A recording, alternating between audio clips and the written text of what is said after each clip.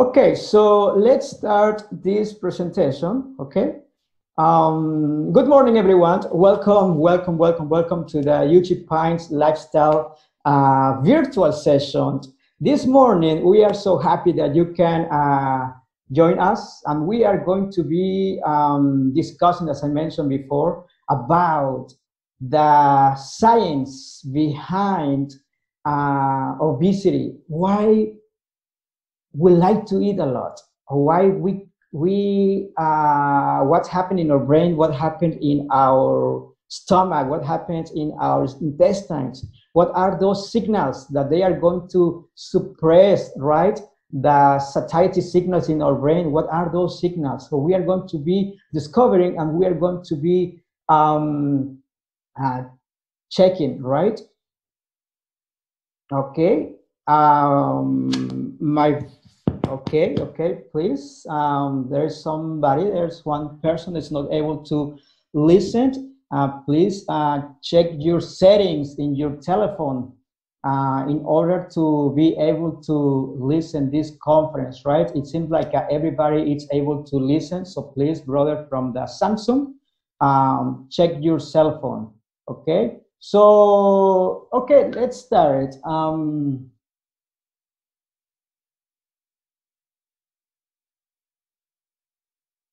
Okay, so so let's start with a word of prayer. Okay, so Father in heaven, thank you, Lord Jesus, for the opportunity, Lord, that you are giving us to share this interesting topic about how to lose weight or how to manage our weight. At this moment, I ask you for your presence and your directions. Please be with every sister, every brother, every member of this chat that they are in front of their computers, cell phones. You can guide us during this meeting, and also you can give us the understanding, also, Lord, and the willingness to apply everything what we are going to learn. In Jesus' name we pray, amen. So let's talk about obesity. And what is obesity? Well, we know that obesity is a major contributor to what? To mortality and morbidity, having surpassed smoking as the number one cause of premature death in the United States. Talking about obesity here in the United States in this time, it's very crucial. I mean, I want to pay attention to what's happening specific here in US, that we have some studies already, when they show that the vast majority of people that it's getting infected from this coronavirus are related with obesity or are related with overweight, right? It's not specific a disease for elderly. It's not specific a disease for people with diabetes, with hypertension, with any other heart disease, and even cancer, but also people that they don't have any underlying conditions. Just because the fact to be obese or overweight is a risk factor to be contagious from this disease, right? So let's see why or how we can manage this problem, right? Very brief, some statistics. For example, here in US, almost 40% of the adults here in US, they are categorized as obese individuals, right? Obese individuals have an average to 5 to 7 years shorter life expectancy compared with normal weight individuals. Welcome for the people that is joining us. Welcome. So, obese adults have more annual admissions to hospitals, more outpatient visits, higher prescription drug costs, and worse health-related quality of life than do adults of normal weight. So everybody's concerned about the coronavirus, right? But are you concerned about your weight? Are you concerned about all the conditions that you can promote when you are overweight? Okay, well, let's talk about it. Here in US, if you can see the map of the US, well, you can see that you will see Texas, Oklahoma, Arkansas, Louisiana, Mississippi, Alabama, Tennessee, Kentucky, South Carolina, like the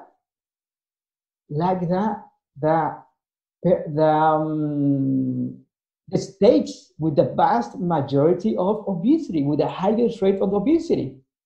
Texas, Oklahoma, Arkansas, Louisiana. But what happens in California? What happens in Utah, Colorado, Montana? There are some states that they are not having a high levels of obesity or high rates of obesity. There's something interesting because if I show you a map of the prevalence and incidence or the cases of diabetes, hypertension, and cancer, you will see also the same states with the highest rate in hypertension, diabetes, cancer. It's going to be Texas, Louisiana, Alabama, Mississippi, Arkansas, Tennessee, Kentucky. All this area that you can see in the dark blue, it's the area with the highest rate of chronic diseases. And on Tuesday, we are going to be talking, Tuesday afternoon, we are going to be talking about diabetes.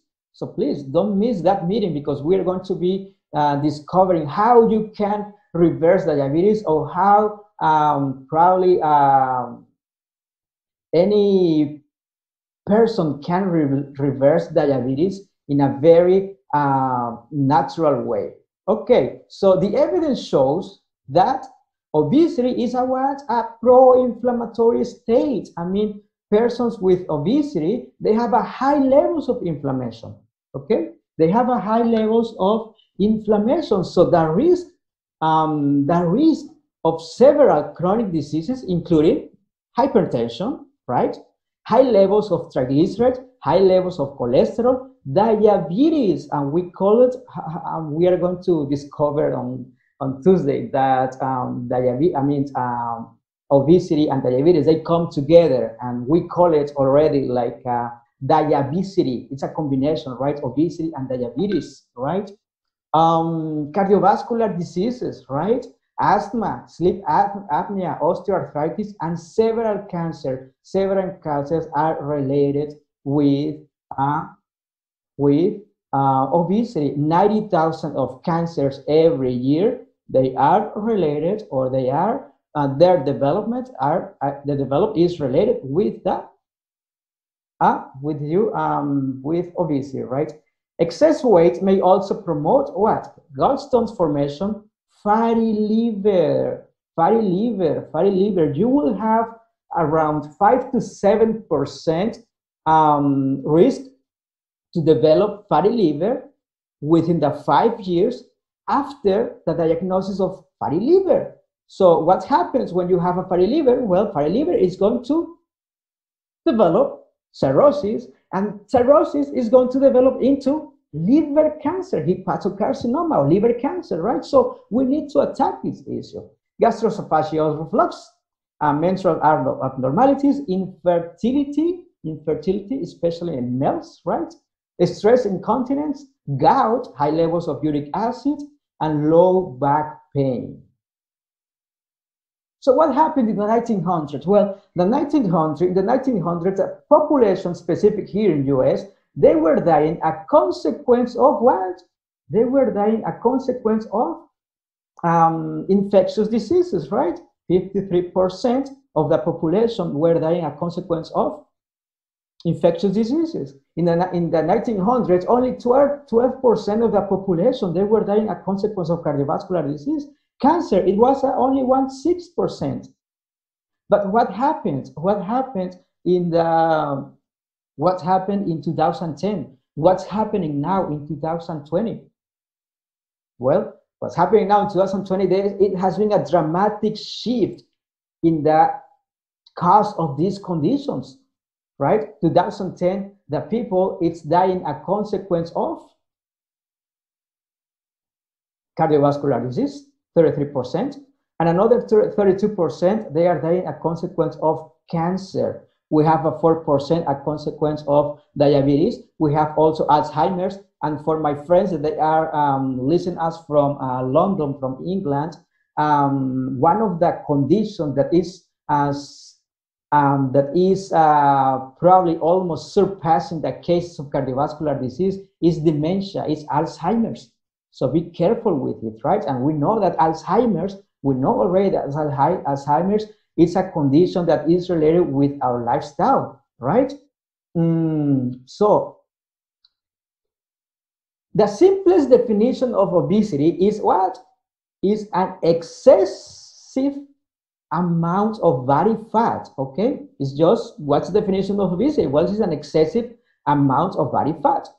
And it's most often defined by the body mass index. And we are going to check what is this, the body mass index, right? The body mass index, it's a mathematical formula that correlates well with the excess of weight, and also it's going to be correlated with your height, right? And I can tell you that this is the standard, is the standard for in order to categorize where are you, if you are underweight, if you are normal weight, or you are obese, right? So what is this, the BMI? Well, I mean, I don't really use this mathematical formula. I have it in my cell phone. In my cell phone, I have an app, right? I'm just in the app, I'm just introducing the height of the person, of the individual, right? And also I am introducing the weight of the individual. So automatically these two components, your height and your weight, they are going to help me to have this mathematical formula in order to give you the number. For example, I'm gonna use myself in order to check what is the BMI, or what is my BMI. Okay, for example, my weight is around 140 pounds. Okay, 140 pounds. I'm gonna introduce here 140 pounds in my app, right? And the height, my height is around 5'6", right? 5'6", 5'6", okay, 5'6", and my weight is 144. Sorry, it's 144. So my BMI is 23.24. 23.24. Okay, here I have the classification of overweight, right? See, if my BMI, my body mass index, is 23.24, well, I can see that I am in the normal weight, because normal weight is for the people, for the individuals, they have a BMI of 18.5 and 24.9. So I'm here in this category. Okay, so if my weight would be around 180, well, 180 in my height, and my height is 5'6", so I will be in the BMI category of overweight or pre-obese, because my BMI, it would be 29.09. Okay, 05, 29.05. So this is just an app. You can download this app. It's called like a BMI calculator. This here, it's a BMI calculator, and you can go to any website just to check how is your BMI, and then you are going to be able to categorize you in this, using this classification. Okay, remember, obese starting when you have a BMI of 30. Okay, a BMI of 30. Okay, so what are the causes of obesity? Well, we have many causes of obesity, right? For example, they can be like a metabolic factors. For example, hypothyroidism. It could be related with lowering your metabolism, right? Genetic factors, it could be related, right? The level of activity. Are you exercising every day? Are you walking every day? Are you walking at least 20 minutes every day? Are you doing moderate exercise at least 150 minutes? That this is the American Heart Association. It's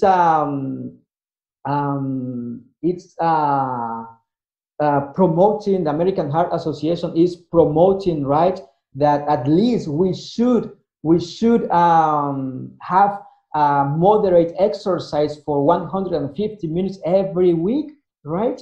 Um, Race, sex, and age factors, they are also some causes of obesity.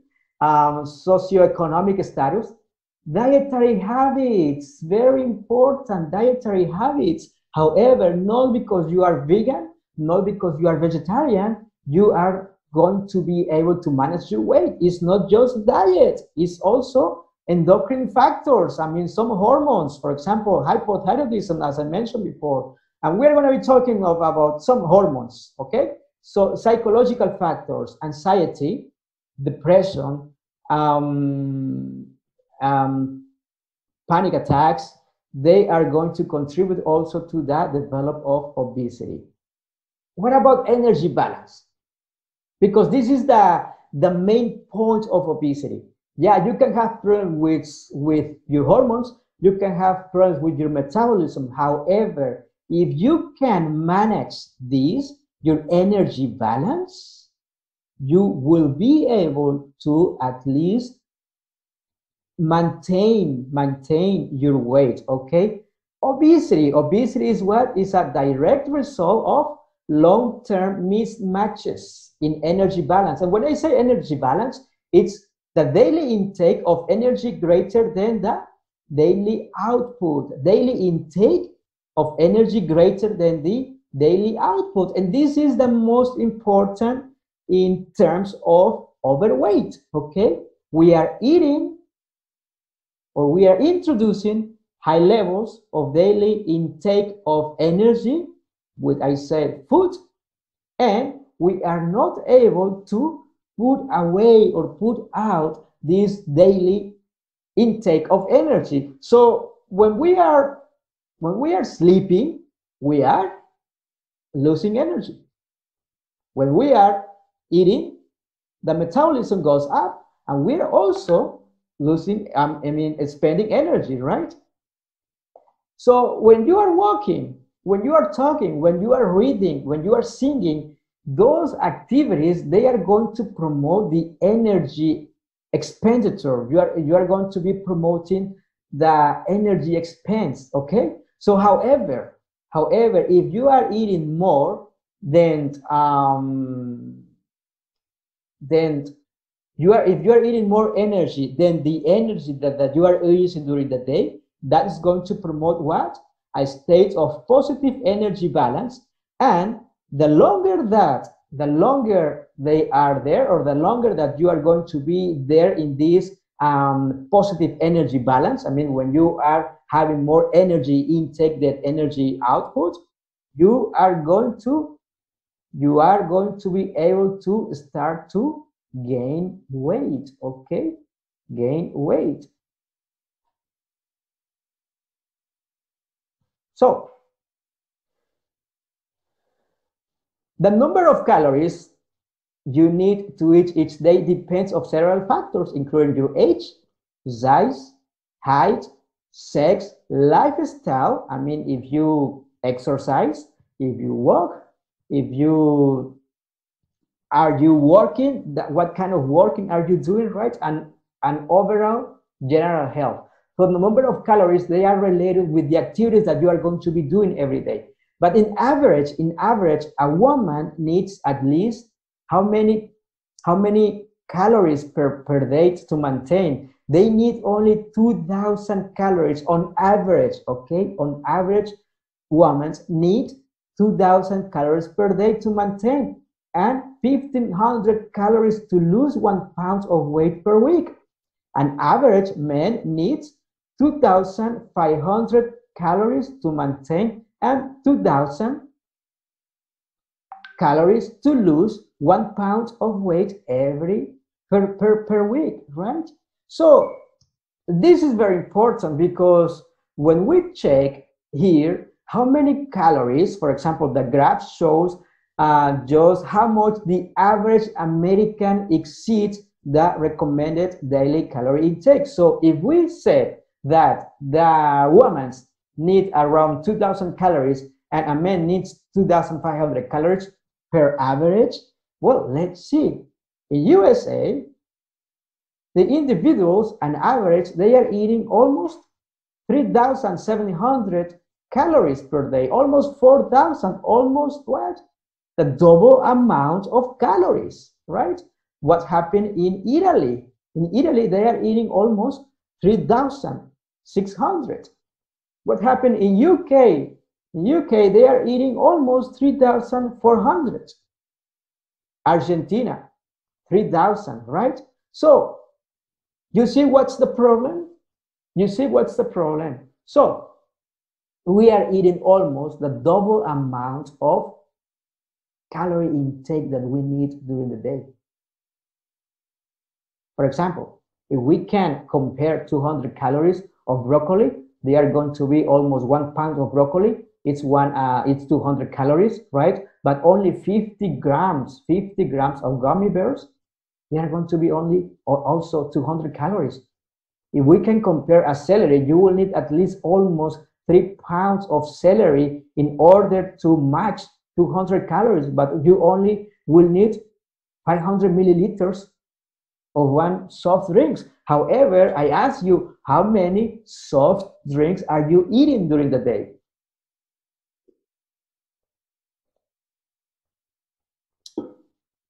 Honeydew melon, at least 1 pound or 500 grams of honeydew melon is going to be equal to 33 grams of salted mixed nuts. So this is a problem. So all the time when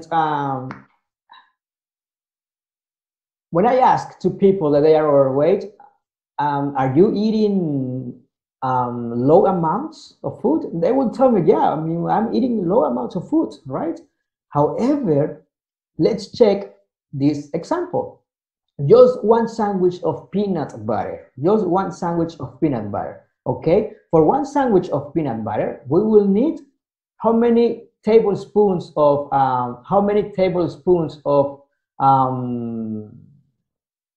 peanut butter?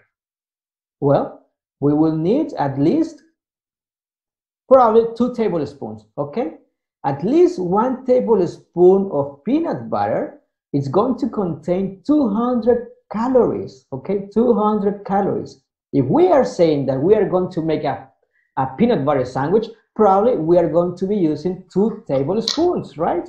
Yeah. 2 tablespoons. So let's check. So 2 tablespoons of peanut butter plus 2 slices of bread, which they're going to be around 150 calories each slice of bread. So we are going to be having almost 300 plus 400 of the peanut butter. We have already 700 of calories, just a sandwich of peanut butter. 700 calories. So how many calories a woman needs every day? 2,000. How many calories a man needs every day? 2,500. So how many calories contains a peanut butter sandwich? Almost 700 calories. Almost 700 calories. So but the question is, how many sandwiches of peanut butter are you eating? Just for breakfast, probably you are going to be eating 2 sandwiches. And on top of that, you are not using only peanut butter. You are using what? Jelly? Strawberry jelly, right? Or probably you are using any other spread on your bread as well. So, and also, what are you eating for supper? What are you eating for dinner? Are you eating a peanut butter sandwich? 700 calories each sandwich? So if you are eating only 2 sandwiches, you are going to be eating almost 1,400 calories. 1,400 calories. Almost the half of the calories that you need every day. So imagine it. Imagine this. So think about it.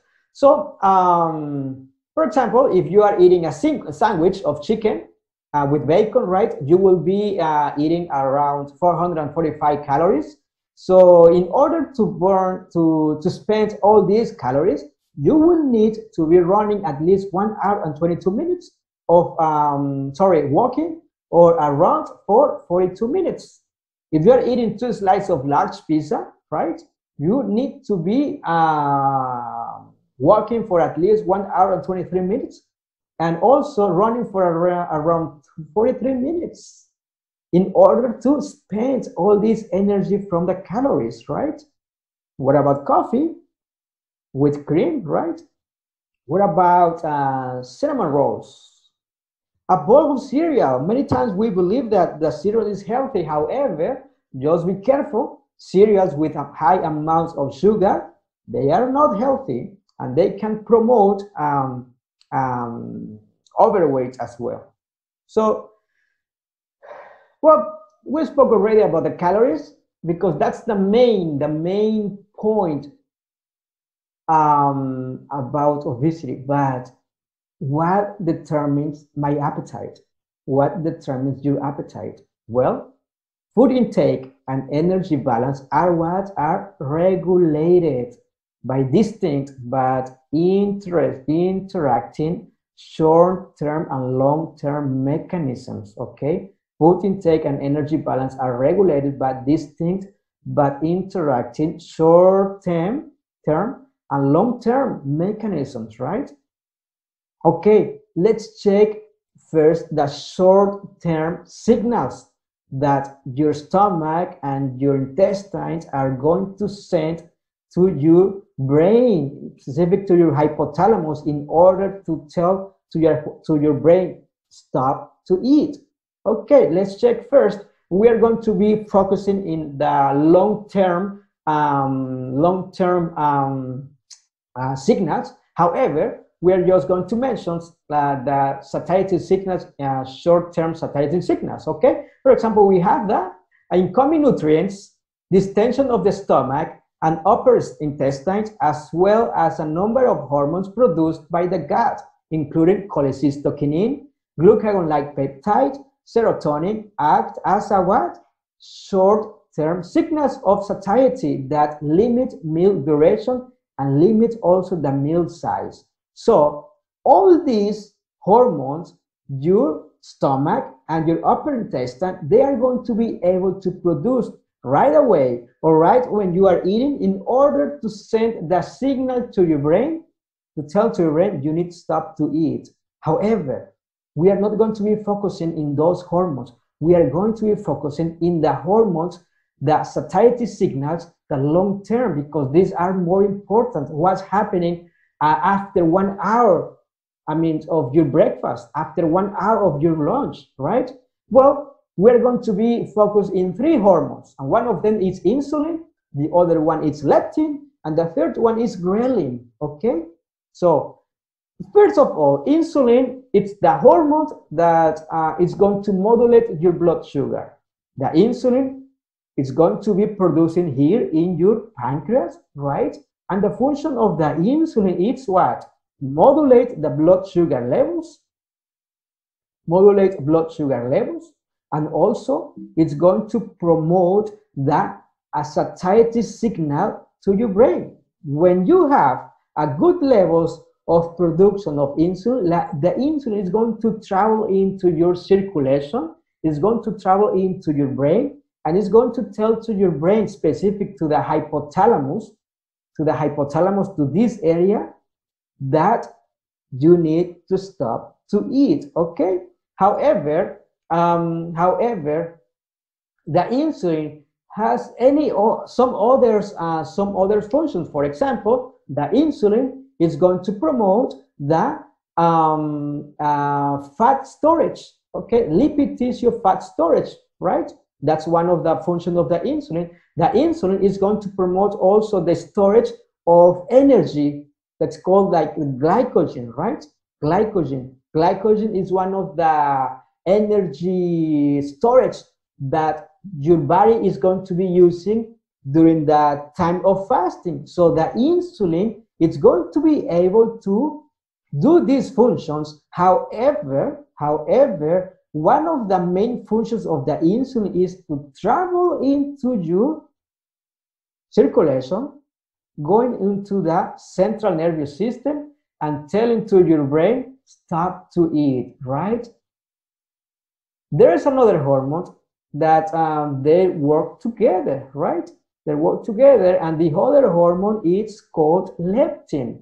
Leptin, it's another hormone that also it's going to promote.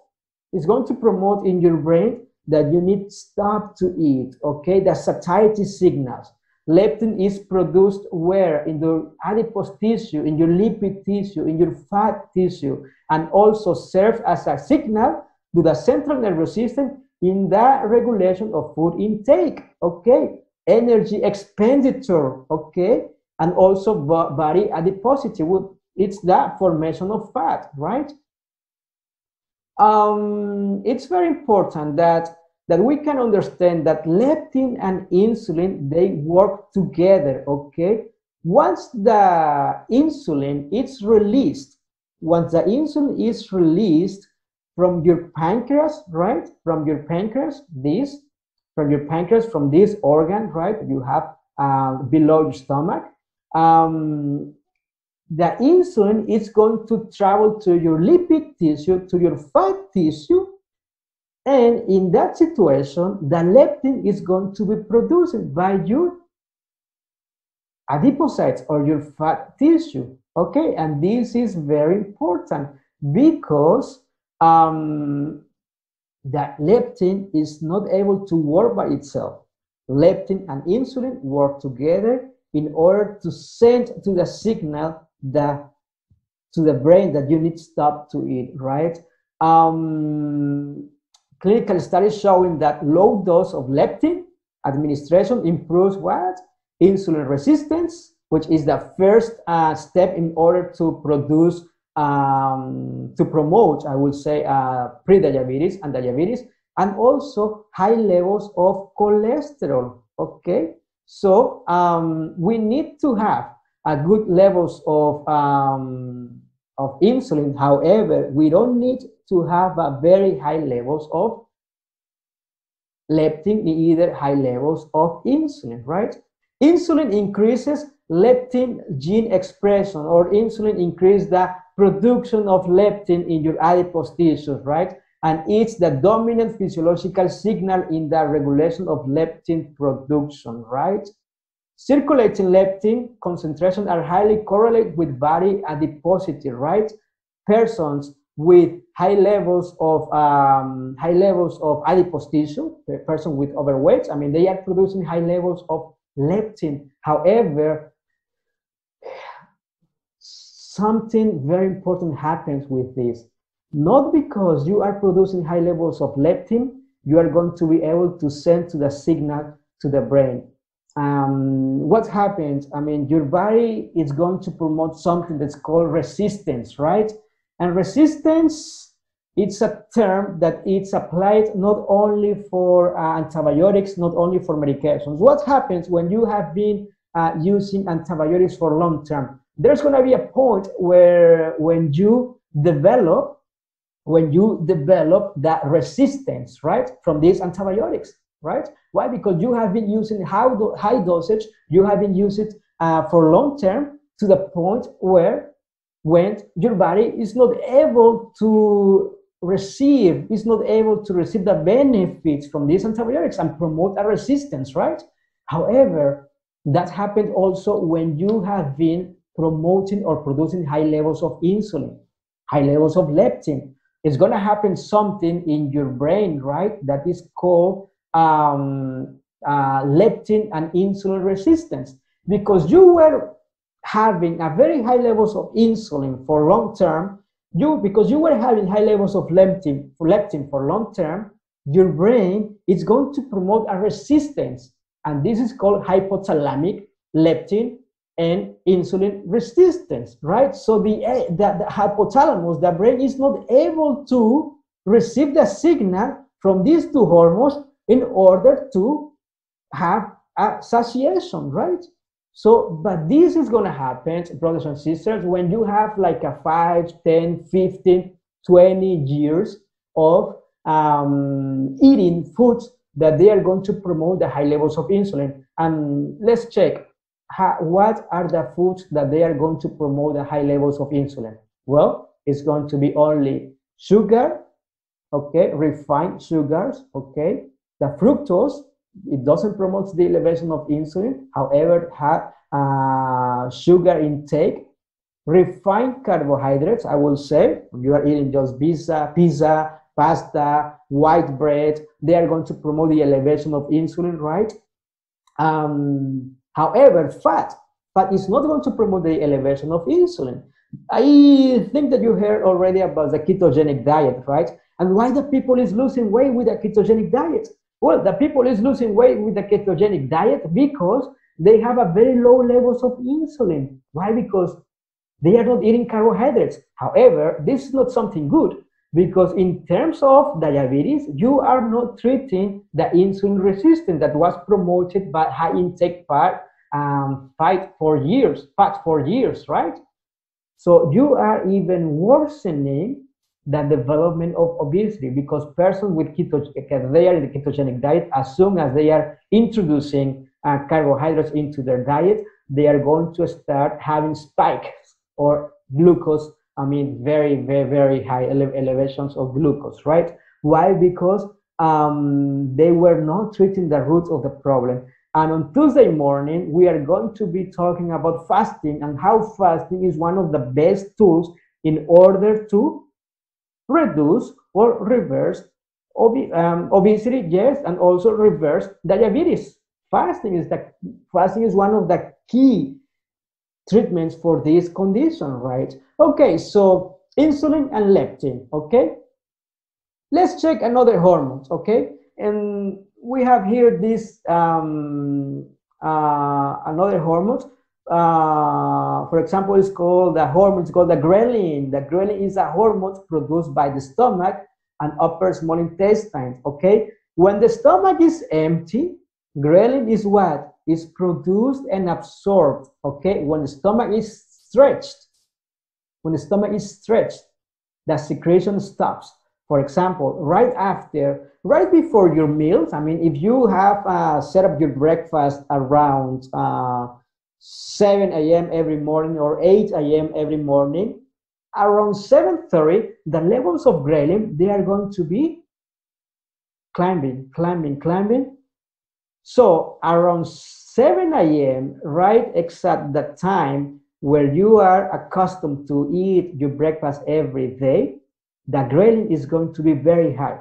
But as soon as you eat breakfast, as soon as you stretch your stomach, you are going to stop the production of ghrelin. So you are not going to be hungry anymore. You are not going to be hungry anymore, right?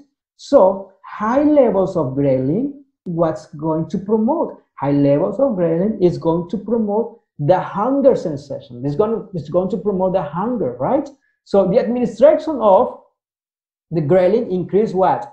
Food intake, and also repeated administration reduce lipid oxidation and induce weight gain, right?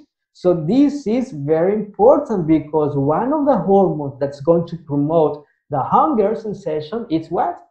Is the ghrelin. And how you are going to stop the production of the ghrelin? Well, as soon as your stomach is stretched, you are going to promote the production of ghrelin. That's why we do recommend that you need to be drinking water throughout the day.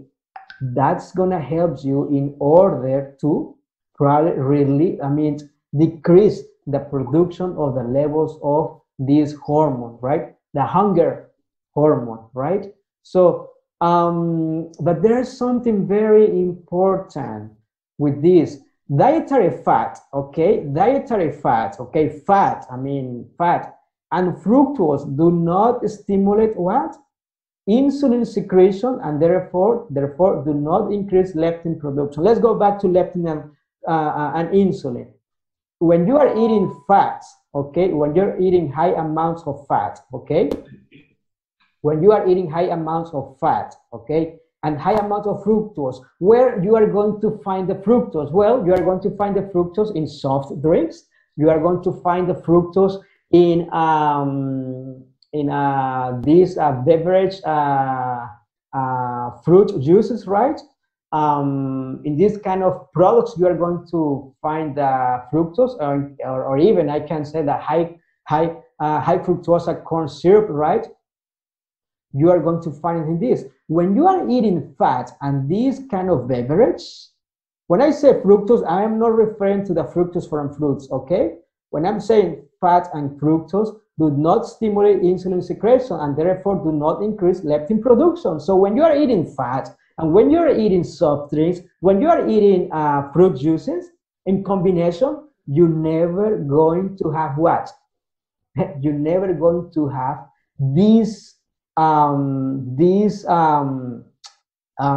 signal to your brain, specific to your hypothalamus, in order to stop to eat, right? That's why it's a very bad combination, animal fat and soft drinks. Why? Because they are not going to suppress the hunger sensation.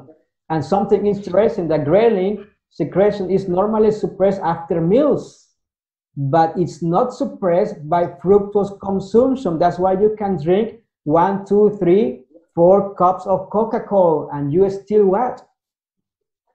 You're still thirsty. You're still with having this hunger sensation, right? Because fructose, neither fat, they are going to promote the reduction of the levels of this insulin and leptin and also ghrelin. So having this picture here together, okay, so well, you are eating, right? You are eating. So in this situation, your pancreas is going to be producing what? It's going to be producing insulin, right? We have the pancreas here, the beta cell of your pancreas. They are going to be producing insulin, but because the insulin is going to promote in your adipose tissue the production of leptin. So leptin and insulin together, they are going to travel into your brain and they are going to inhibit what? The food intake. They are going to inhibit the food intake. Leptin and insulin, right? Here in your brain. Food intake is going to inhibit the food intake. So now, what happened in the other side with the ghrelin? Well, the ghrelin is going to promote the hunger sensation when your stomach is going to be producing ghrelin, and ghrelin is going to what? Promote a positive food intake, okay? And also high levels of ghrelin. When you are producing high levels of ghrelin because you have your stomach empty all the time, I'm not talking about food, but probably more related to water, you are going to even inhibit the what? The fat oxidation, So this graphic is very important, how these three hormones, they can work together in order to help us or in order to damage us, in order or related to overweight, right? Again, because dietary fat and fructose do not stimulate leptin and insulin production, this can contribute to weight gain and obesity. Ghrelin secretion is normally suppressed after meals, but it's not suppressed by fructose consumption, right? Many soft drinks contain what? Refined fructose. And this is the problem, right? What about sugar? Well, sugar. Sugar. What can I tell you about sugar? It's a drug, right? I can tell you that sugar is 8 times more addictive than cocaine. It was a study that the Philadelphia University performed in some rats, in some mice, and they were putting in a cage 100 rats, and they give them water with cocaine, a container with water with cocaine, and another container with water with sugar for 15 days. And at the end of these 15 days, interesting that 93 of these mice preferred to drink the water with sugar, 93%. So we are talking that 97% of these little animals, of these mice, they preferred, 97%, they preferred water with sugar besides water with cocaine. So this is very important because the American Heart Association advised that at least we shouldn't be taking or drinking or eating 25 grams of sugar a day, no more than 25 grams of sugar, okay? No more than 25.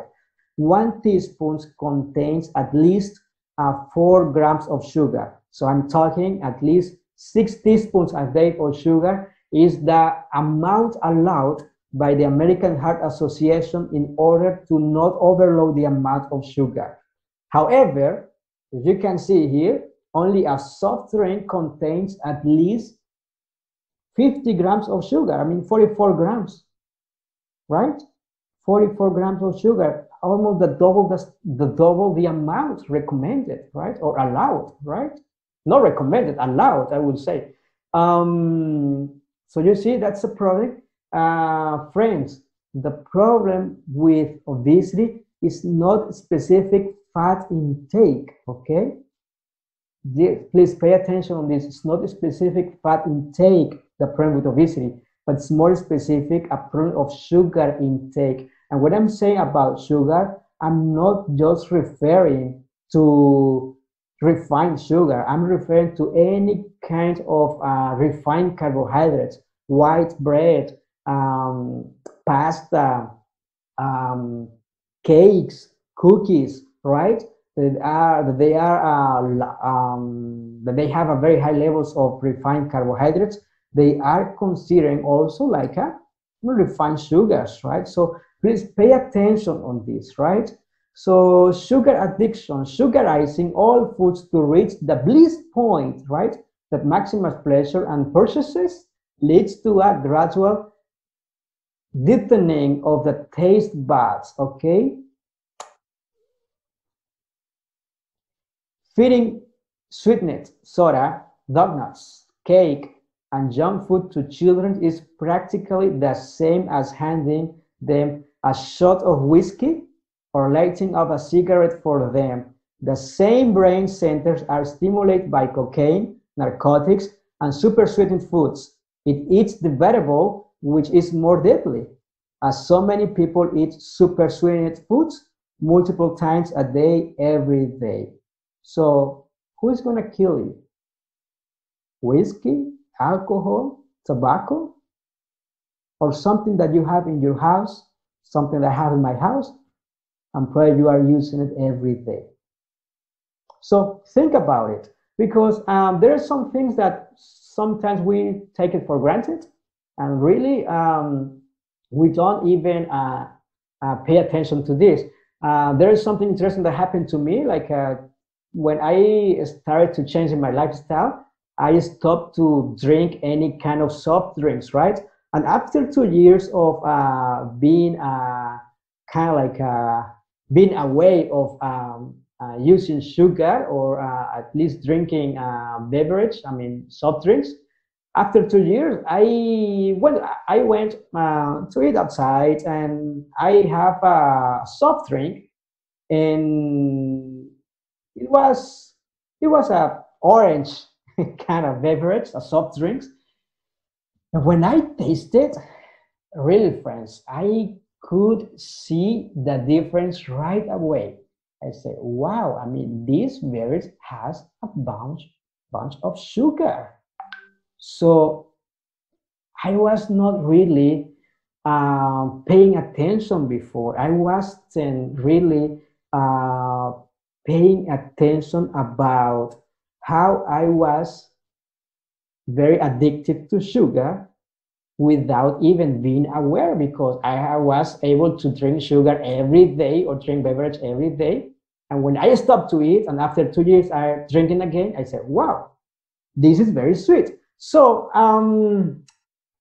I challenge you and advise you to be at least a week without this kind of beverage in order to prevent many situations, right? What about television? What about these uh, time that we are spending sitting down or sitting in our couch, right, watching television. Well, each 2 hours per day increment in television watching was associated with a 23% increase in obesity and 14% risk increase in risk of obesity in diabetes, right? These come together, these two conditions, right? Each 2 hour per day increase or was associated with 23% increase of obesity and also 14% increase in risk of diabetes. Several physiologic effects. Um, several physiologic effects of watching television promotes obesity, reducing physical activity, the actual lowering of resting. I mean, the actual lowering of the metabolic rate as well, because we are not doing any physical activity, and also we are watching television. We are going to be kind of like having, I don't know how many commercials or spots or ads about uh, fast food will have in a period of 1 hour, right? But many, plenty, right? So in our brain, they're going to be in our brain is going to be kind of like normal to eat this kind of food, right? For all these adjustment or to this environment, right? So be careful with this, right? Dietary fiber encourages satiety by bulking effects, viscosity effects, subsequent delay in fat absorption, right? Some studies shows that individuals feel less hungry and consume significantly less food and snack time after a high soluble than after high soluble breakfast cereal, right? Well, I mean, whole bread, right? Fruits, right? Could be one of the best kind of uh, breakfast that we can have, right? An increase of fat in diet decrease what the response to satiety gastric signals. As as as you are gaining weight, as I mentioned before, you are going to be producing high levels of these hormones, specifically leptin and insulin. And with the time, you are going to decrease, or the individual is going to decrease the response to that satiety gastric signals, right? In the obese, gastric distension related to ghrelin does not stimulate the satiety signal as it normally does. Decreased sensitivity to the satiety signals related with the cholecystokinin, another hormone, right? It has been seen in obese individuals, right? So the brain, the hypothalamus, right? The hypothalamus weighs satiety and adiposity signals. Our eating behavior is a net of what? A sum of all these stripes. Therefore, we are slave of these signals? That's the question. Are we? Are we slave of these signals? Well, the most significant control of appetite is the command from the front brain saying, stop, stop, stop, stop. So what's most important in this situation, our brain or our stomach, our intestines? Well, friends, I can tell you that the most important or the most significant control of appetite is the what? The command from the frontal lobe, right? From your brain saying stop, right? The front brain signals the adiposity center saying stop, right? How do we control appetite? The brain is the capital of the body, the seat of all nervous forces and of mental action. The nerves proceeding from the brain control the body. By the brain nerves, mental impressions are conveyed to all the nerves of the body as by telegraph wires, right? As telegraph wires, and the vital action of every part of the system. Butter and meat stimulate. Butter and meat stimulate. These have injured the stomach into a perverted the taste. The sensitive nerves of the brain have become benumbed, and the animal appetite strained at the experience with the moral and intellectual faculties, right? We must act our part, and divine power, uniting with our effort, will what? Will bring victory. One of the fruits we know, right? One of the fruits of the Holy Spirit is what? Self-control, temperance, right? Temperance, self-control. I'm going to give you some advice or some steps in order to how to achieve ideal weight. Okay, how to achieve ideal weight. First of all, never give up. Okay, never give up. Never, never, never. I am taking these steps, taking in consideration the science that we spoke about it, and also using a spirit of prophecy and showing you or giving you some steps in order to help people or just applying it to yourself. Okay, regular and sufficient physical activity. You don't have to be enrolling in a gymnasium. You don't have to be an athlete. However, at least regular and sufficient physical activity. When I say regular, try to make the habit, because the habit is the most important things in this situation. Okay, and a habit is just what is a habit is repetitive actions that they become part of your life. They become part of your lifestyle. For example, in the morning, what are you doing in the morning? Well, you are going to be brushing your teeth, right? Is that a habit?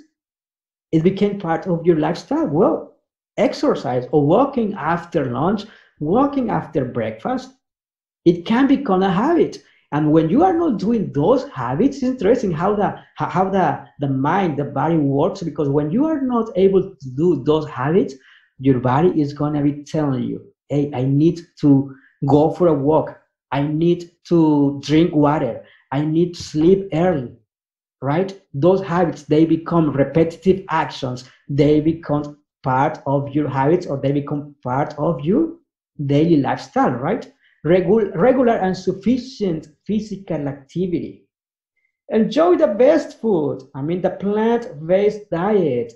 In terms of in terms of we have a many things to say about the plant-based diet. I just want to tell you the best diet is a plant-based diet when you are doing it in a variety way, and also when you are doing it in a very conscious and a very healthy way, right? Breakfast and lunch need to be complete meals. And when I say complete meals, they need to be good fats, healthy carbohydrates, and healthy proteins, right? Optimally, the evening meal consists of what? Fresh fruits or fresh vegetables, okay? Fresh fruits or fresh vegetables. Taken before 7 o'clock. 7 o'clock if you are underweight, 7 o'clock if you are normal weight. But I will tell you, if you are overweight already, the evening meal should be very light, or for those who are overweight, skip dinner, skip supper. It's not gonna harm you. It's not gonna do any harm on you. Okay, so we're gonna be talking about this more during the fasting presentation. Okay, remember, for obesity is not just specific. The quality of the food is very important. The quantity of the food is very important, but also it's very important that the timing. In the night, your metabolic rate is going to drop, and the same meal that you are eating in the morning is going to be stored in a different way in the night. However, in the night, I can tell you that your liver is not going to process very well the proteins, neither the fats. So it's very important to have a meal, the last meal, the third meal, before 6 or 7 p.m. Okay? Do not eat fast. Chew the food slowly and swallow only after it becomes like a liquid. It's very important. The process of digestion start with the mastication of the food. Okay, have a trust in God and pray for courage and strength from Him. Okay, we cannot do it by ourselves. Have a 7 or 9 hours of purposeful sleep each and every night. Go to bed around 9 p.m. because what? The production of growth hormone is doubled during the hours of 9 p.m. to midnight. And what's the importance of this growth hormone? Well, the importance of this growth hormone that the next day, if you have a good levels of growth hormone, this hormone is going to help you to spend energy, but it's going to help you also to burn fat. Okay, growth hormone is very important. Avoid watching TV and playing video games on the computer and cell phone, right? Avoid eating between meals.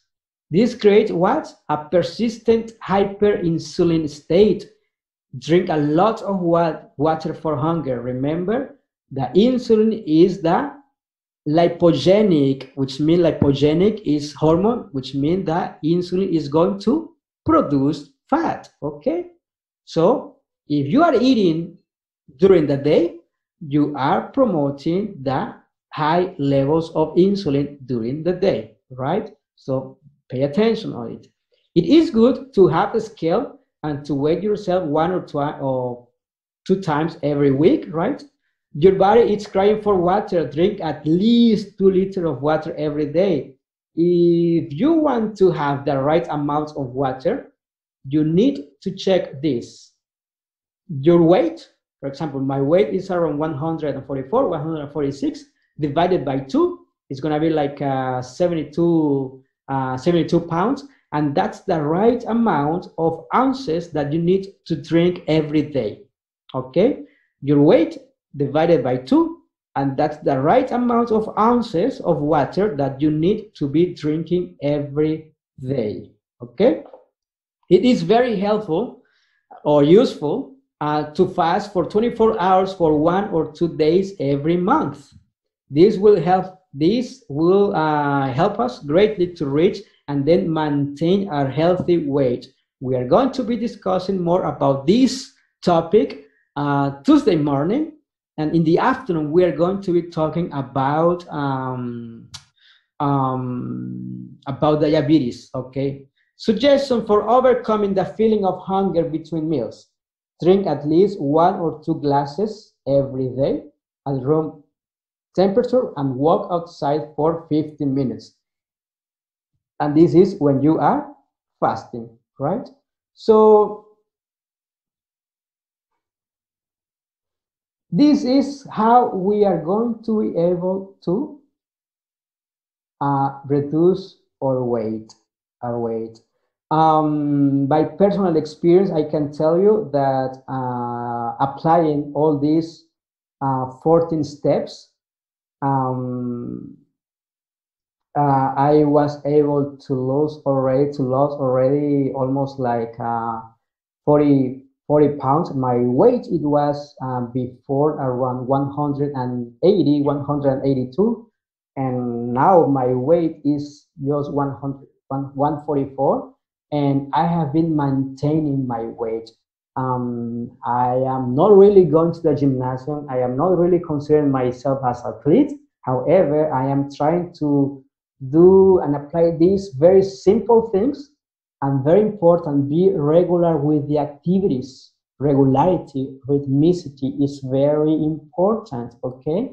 Having a setup at time of your meals, having a setup at time for your for your bedtime, for your wake up time, also having a setup at time for your exercise.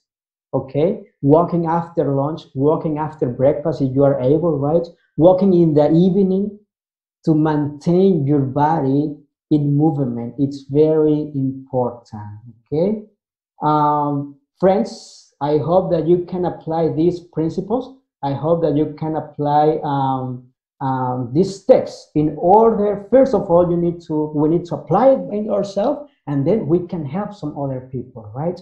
So I'm gonna open the microphone. So if anybody has some questions, so please, you will be able to for probably 10 minutes for questions. Can you show the other slide, please? Which the second one? Yes, the second one. Yeah.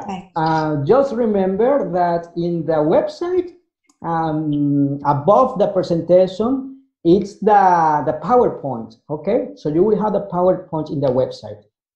Okay, so you will have the information for you. Okay, you are able to share it. Okay. Thank you very much for your presentation. I have a question.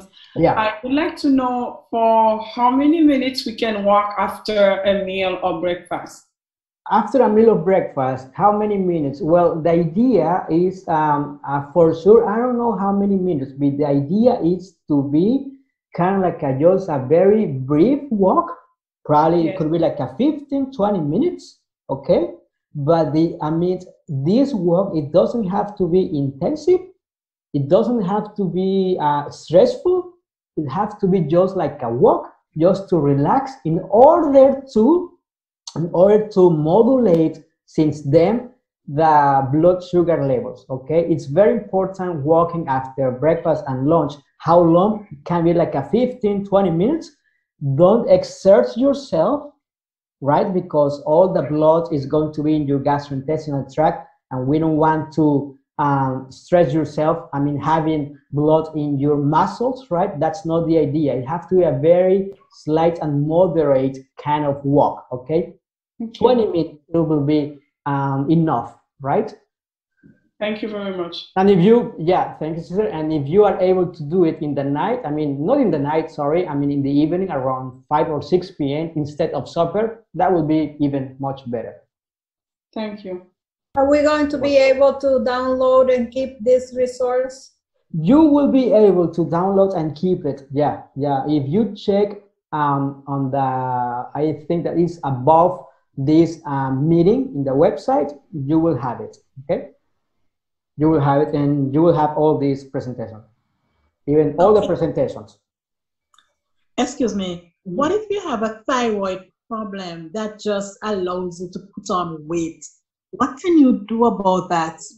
Okay, well, take in consideration, sister, that thyroid problems are related with your low metabolism, right?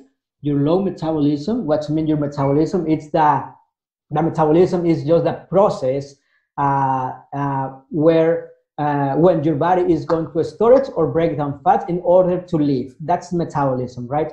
In people with hypothyroidism, they have a low metabolism. That's why they are prompt to be able to gain weight. However, sister, the key in order to lose weight, or the key in order to maintain your weight for person with hypothyroidism, first of all, we have some other activities that they are going to increase your metabolism. For example, only a brief walk is going to increase your metabolism. Any kind of activity that is going to increase the temperature in your body is going to increase your metabolism, right? You can do exercise, you can go for a walk, you can also do the sauna therapy, it can help. You can also have a sunshine or sunbathing every day. It's going to help you for your hypothyroidism, right?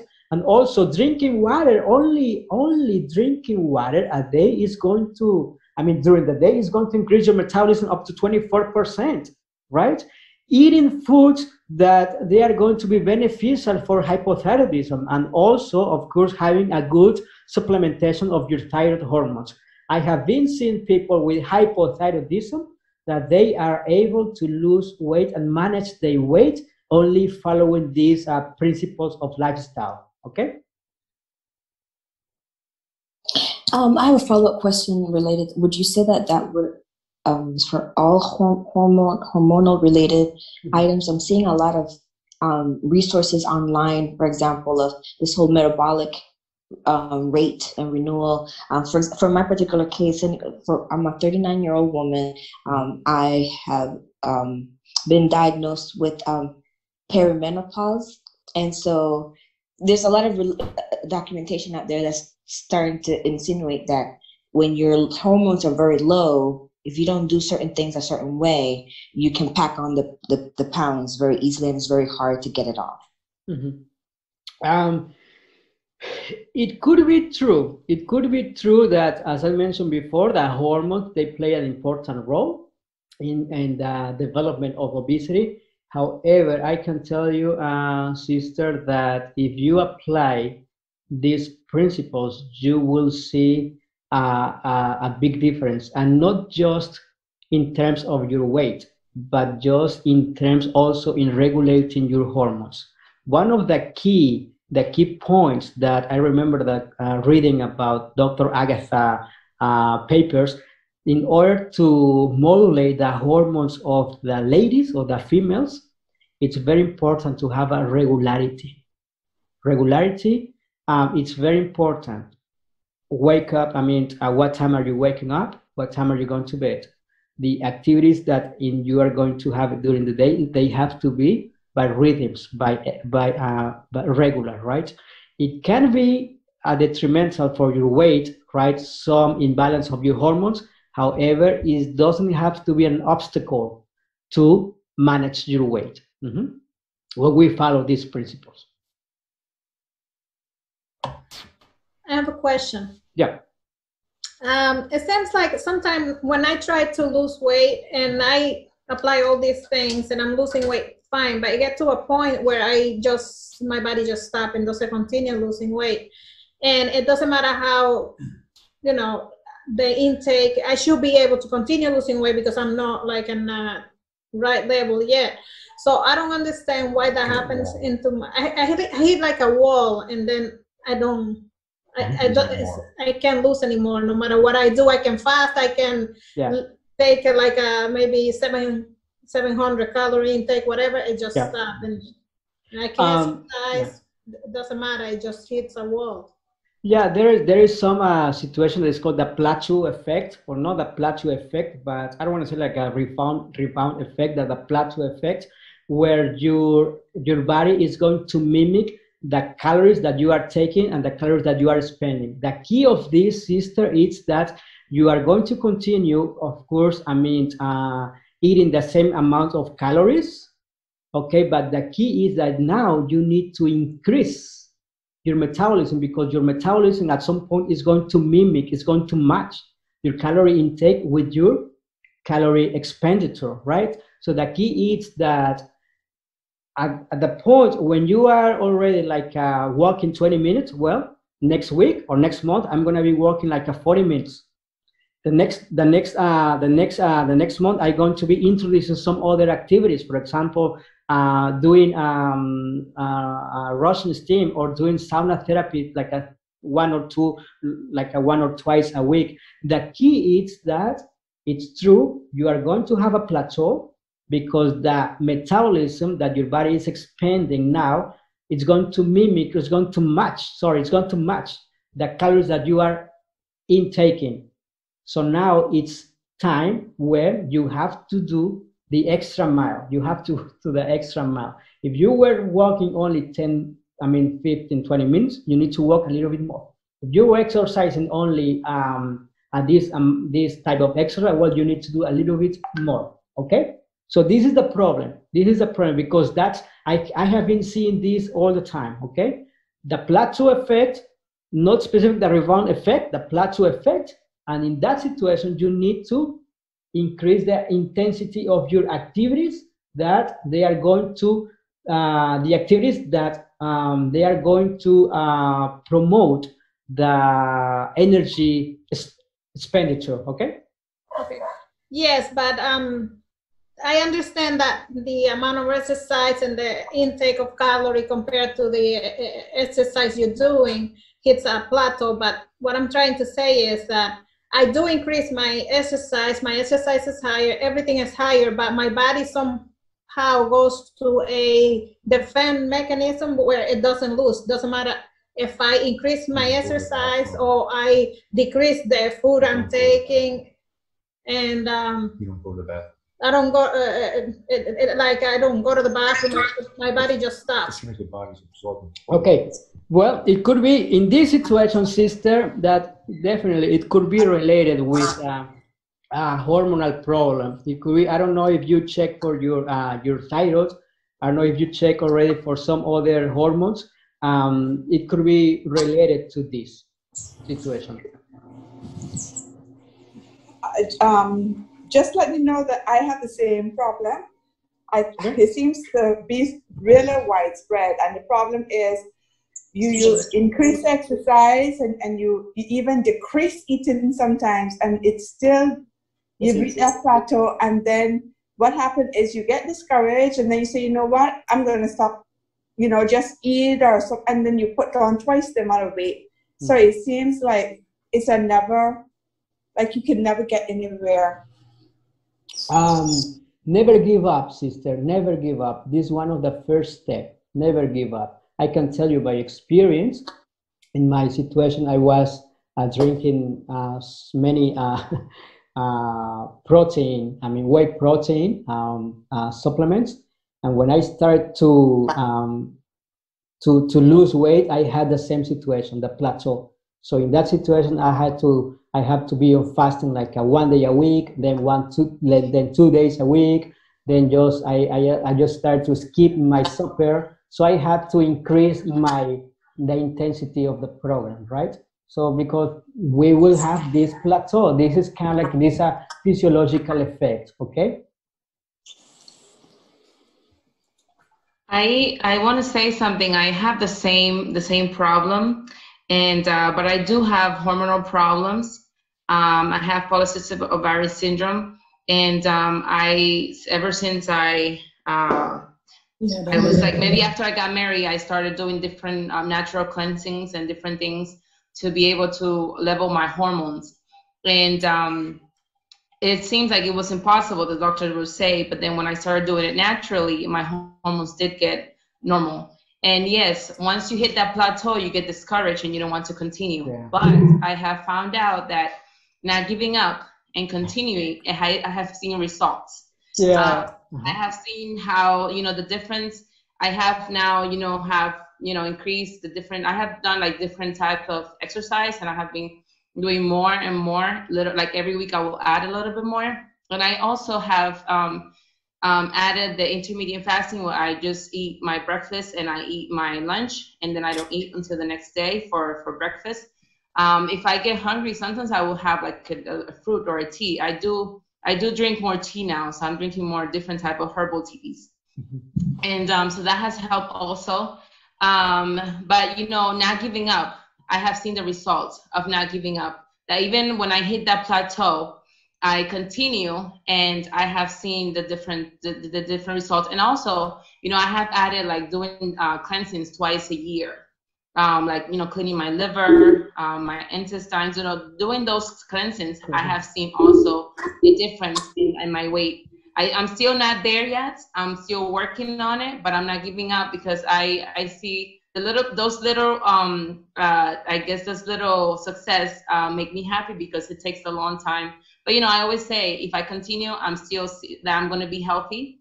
So that's all that matters. And always praying, and don't give up. It does, it does pay off after a while.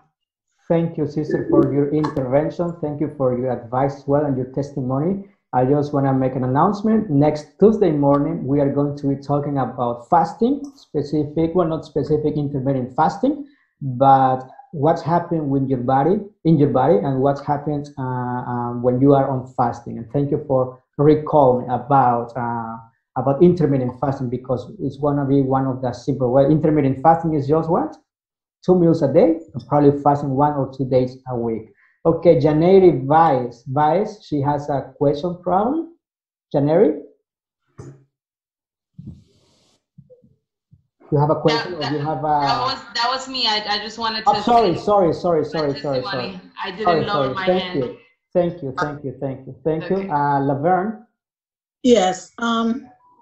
If you have a regular walking program in the morning, like you walk 45 minutes every morning as routine, would you recommend that you still do that little 15 minutes walk at the end of supper or in the evening after lunch? There is a beneficial to be walking outdoors every morning and receiving the light of the sun. That's very important. However, Sister Laverne, it's very important to walk after your meals. Okay, after your meals it's crucial. It's crucial in order to prevent the spike of blood sugars. Okay, if you are doing it before breakfast, continue doing it. However, it's important that you need to do it after your meals. Mhm. Okay. Okay. Well, thank you very much. It has been a enrichment time. It has been a very nice lecture. I hope that you can learn and you can apply all the principles that we have been discussing this morning. As I mentioned before, you will have the PowerPoint, in order to be able to get the presentation. So let's pray and before we close this meeting. Okay, let's pray. Father in heaven, we are so thankful with you because you want the best for us, Lord. We are trying and we are here, Lord, asking you for your help. Right, we have frustrations, right? We have disappointments, Lord. I ask you that you can help us to look upon you all the time. Help us to receive and accept the strength and the faith for you in order to have a better health. Please, Lord, I ask you that you can bless every member from this room chat, room video, and also you can bless their families, Lord. We are all over the world in this lecture, and we are so thankful with you for the way that you have been provide us these kind of meetings. Please, Lord, be with my friends and also be with their families today and during the next following meetings, Lord. In Jesus' name we pray, amen. Amen. Thank you very much. Thank you so much. I really appreciate your testimony. I really appreciate your advices. Thank you very much. We'll see you later. Okay. Thank you. Thank you.